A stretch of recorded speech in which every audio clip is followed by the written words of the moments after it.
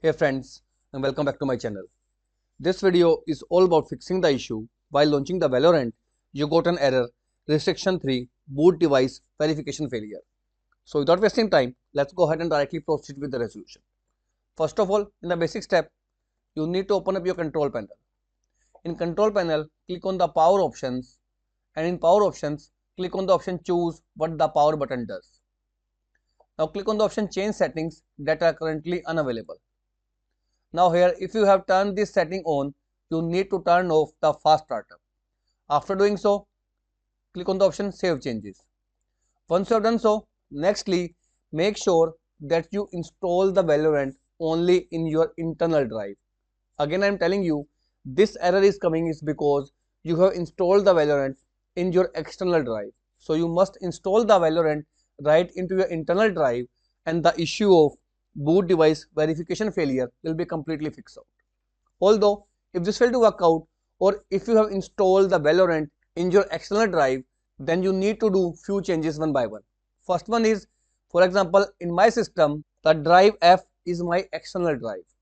So first of all, make sure that you must install the Windows right into your drive F.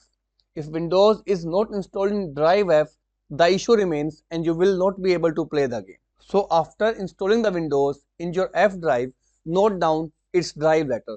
The external drive letter where Windows is installed is letter F. Now you need to restart your system after disconnecting your external drive. Once your system starts up, now at this point of time, you need to connect your external drive. Once drive is connected, now click on start menu, type CMD and choose the option run as administrator. Now right in this CMD, you need to type in a command bcdboot space the letter of that particular external drive where Windows is installed. Again at my end, the letter is F colon backslash Windows.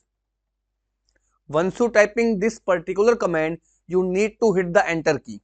After hitting the enter key, Windows will create an EFI partition right into your external drive so that you will be able to play the Valorant. So after doing so, close the CMD. Now you need to restart your system.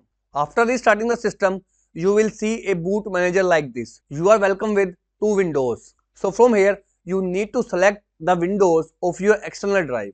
After selecting your external drive windows, log in and launch the Valorant, and the issue will be completely fixed.